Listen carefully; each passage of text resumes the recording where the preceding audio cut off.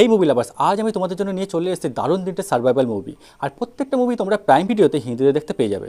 দুই বোন একটা নির্জন আইল্যান্ডে অ্যাডভেঞ্চার করার জন্য সেখানকার ওশিয়ানে সি ডাইভিং করতে যায়, কিন্তু অজান্তেই তাদের উপরে হঠাৎ করে ল্যান্ডস্লাইড হয়ে যায়, যার ফলে এক বোন ওই ল্যান্ডস্লাইডে একটা পাথরের নিচে চাপা পড়ে যায়।